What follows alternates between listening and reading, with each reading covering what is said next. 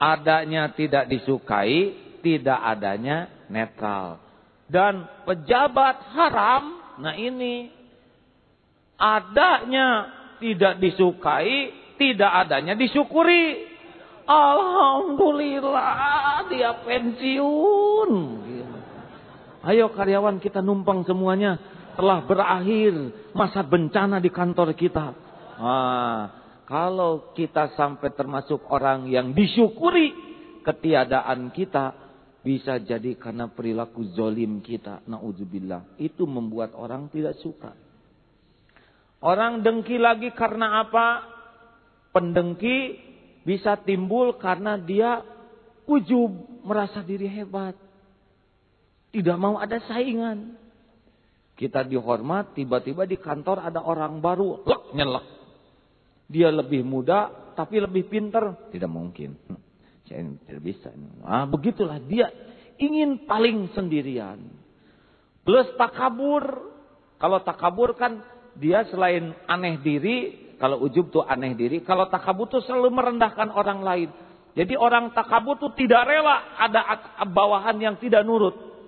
Tertekan orang takabur tuh karena dia selalu ingin kelihatan paling hebat. Di kantor ingin paling keren. Kalau jalan jreng jreng, sekuat-kuatnya diiring-iring oleh banyak orang. Bukan berarti yang diiring-iring takabur, ya. Tapi kalau kita ingin selalu kelihatan, itu kalau ada yang ngiringin orang lain diiringin, dongkol dia. Terkejut melihat ada orang yang maju, nggak mau. Ada juga orang yang persaingan. Nah, misalkan di kantor ada satu posisi.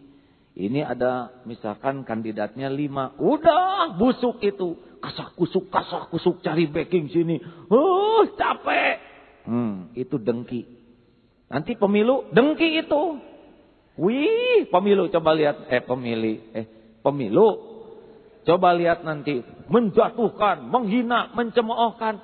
Apa-apaan pemilu kayak anak-anak begitu ya. Nggak lucu, nggak dewasa. Pemilu mah biasa-biasa aja. Nggak usah pakai menghina. Jangan seperti ngangkat bambu. Satu diangkat, satu diinjak. Nggak bagus. Justru pemilu sejati mah ya. Atau memilih calon. Ini pemilihan calon suami lah ya. Misalkan ada satu pria diperebutkan 3 wanita ya. Keberatan ibu-ibu? Baiklah, kita balik. Misalkan ada 4 wanita memperebutkan 1 pria ya. Kurang mantap, Pak. Justru kalau kita sedang bersaing, jangan ingin memuji diri menjatuhkan orang lain. Kalau kita berdagang misalkan atau mencari istri, mungkin dia lebih baik dari saya. Dia hafalan Al-Qur'annya lebih banyak. Kelihatannya lebih halus. Dan kalau yang ini, dia punya kecerdasan yang lebih tinggi. Dan itu yang keempat, mungkin dia lebih tawadu.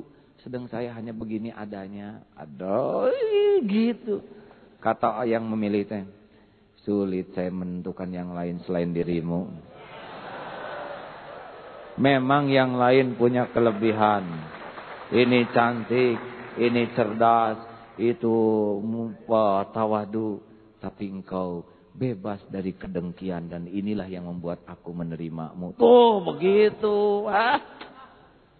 Benar ini serius hadirin ya. Saudara-saudaraku sekalian, awas nanti kalau mau pemilu ya biasa-biasa aja. Dasar agama tidak ditentukan pemilu ya. Jangan sampai ribut. Seperti harusnya pemilu itu seperti lomba makan kerupuk waktu 17 Agustus. Gembira semua. Kamu nyoblos ini ya. Yang penting yang dicoblos orang-orang yang bisa membimbing negara ini jadi mulia dunia akhirat. Ayo, jadi pahala dia. Buat apa musuhan?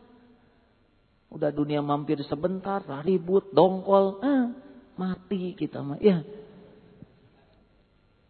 Lalu siapa lagi pendengki?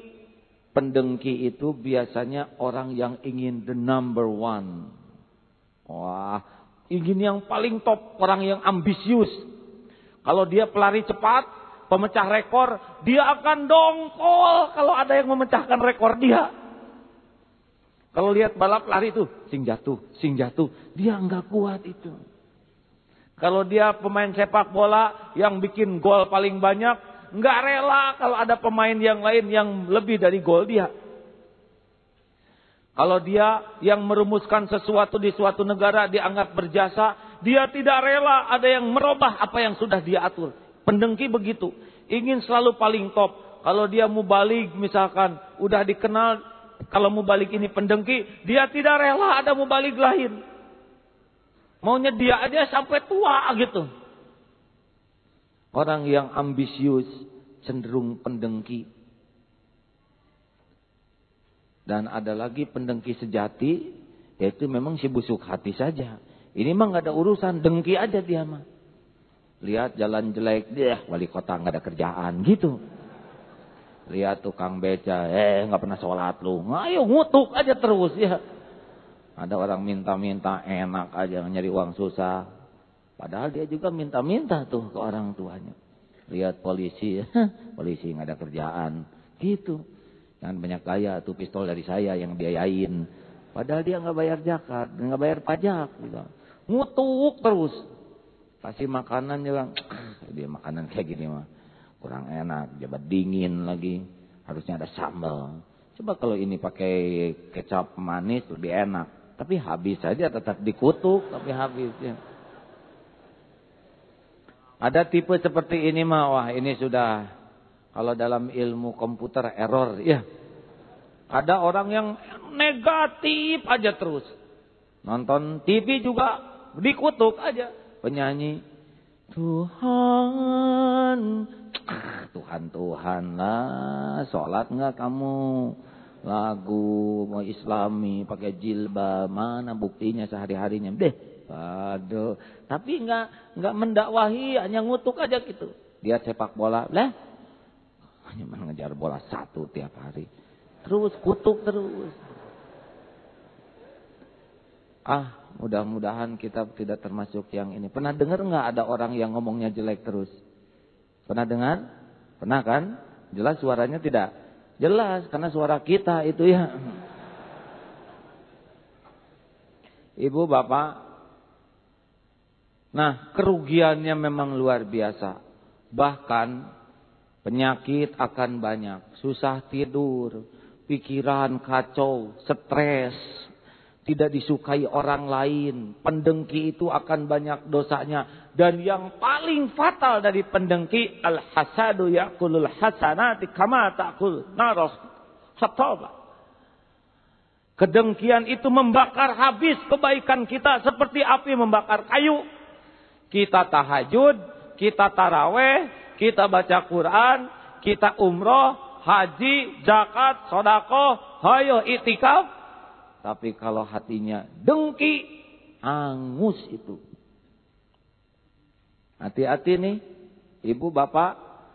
Jadi bulan Ramadan ini jangan hanya mati-matian meningkatkan ibadah. Tapi harus mati-matian mengatasi kedengkian kita. Ini pernah mendengar kisah Rasulullah, ini hadisnya sahih insyaallah ya. Rasulullah di satu masjid, itu akan masuk seorang ahli sorga. Mana? Orang-orang pada lihat. Ada seorang laki-laki Ansor masuk ke masjid, nenteng sendal, janggutnya basah, bekas wudu. 3 kali Rasul menyebut begitu.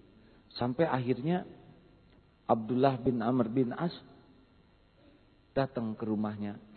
Fulan, saya ini ada masalah dengan bapak saya. Boleh saya tidur di rumahmu barang 3 malam? Oh, silakan. Sepanjang malam diselidiki. Ternyata dia hanya bangun pada waktu adzan subuh. Tidak ada yang hebat.